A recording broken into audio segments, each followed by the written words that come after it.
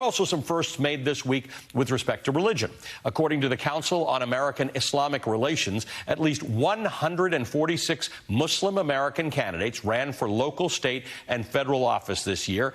As of yesterday, at least 83 of them were victorious. That's a record. Among those is Nabila Syed, who has not only flipped an Illinois Republican district blue at the state level, but at only 23 years old, she will be the first Muslim, the first Indian American, and the youngest representative elected to the state's General Assembly. And Ruwa Romman, who just State House of Representatives, as well as the first Palestinian elected to any public office in the state. Joining me now is that state representative-elect, Ruwa Romman of Georgia. She represents the state's 97th district in Gwinnett County. Romman was born in Jordan and moved to the United States at the age of 7. Congratulations on your successful and historic campaign. How's it feel? Thank you. It is surreal that this is happening. I still sometimes can't believe it. And when I went to the Gold Dome for new member orientation, it hit me like a wave, and I'm still processing it.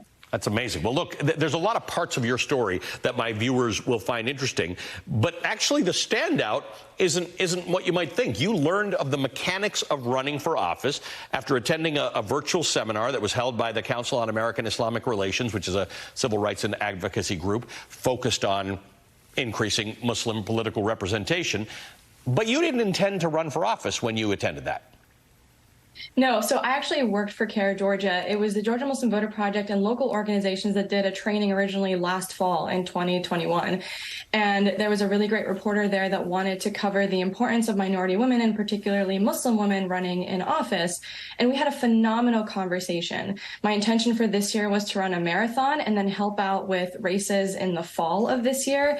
Instead, when the article came out, the first sentence said Ruwa Romman was contemplating a run for office. And the response was just so overwhelming that we launched my campaign 15 days later. What happened in the marathon? Did not happen. Obviously, I ran a very different kind of marathon. It's a different marathon you're in right now. Let's talk about one of the things. You are there to be a representative of your district, which has a lot of breadth to it.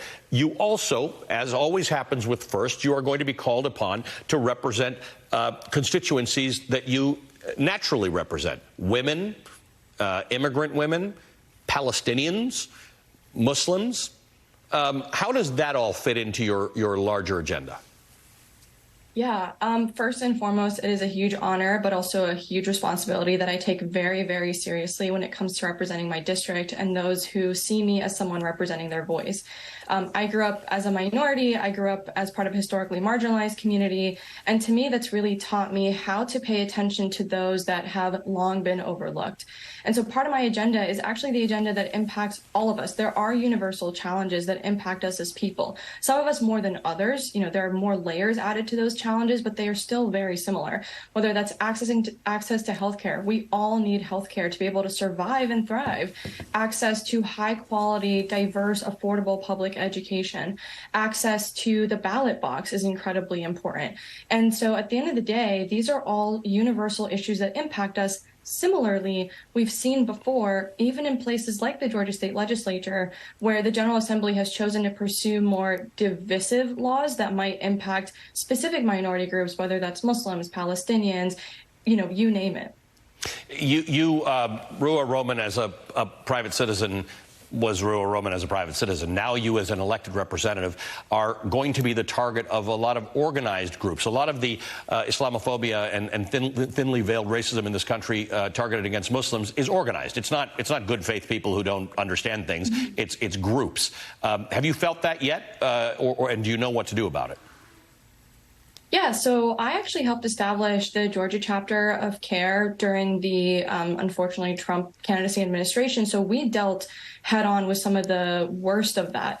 And what we found and what I quickly learned is that these are organizations that are funded to the tune of hundreds of millions of dollars. And over time, I was able to develop a process of responding and dealing with and processing that hate and attacks. We actually saw it during my own race this year, where, my opponent tried to say I have ties to terrorism. He worked with a think tank to say that I was a terrorist plant, which obviously is not true. So what we did is we ignored them. We starved them of the oxygen they were looking for until they started to spend more and more money. And then we only responded the equivalent of how much they were reaching. So if it was a local podcast, we went on that local podcast. If it was a mailer, we sent out a mailer. We chose not to escalate anything because we also did not want to amplify their hateful message. And so over time, I've learned that sometimes the best thing is to ignore it. Other times, the best thing is to make fun of it, which is what we also did. And then other times, it's to respond to it depending on the situation. What you can't ignore is the very organized and well-funded anti-Palestinian lobby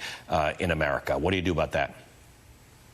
I have told people that know me and people around me that it is just as important for us to be as organized, as committed, and as consistent as those lobbies. And we have seen that those lobbies are not always successful, like with candidates like Summer Lee.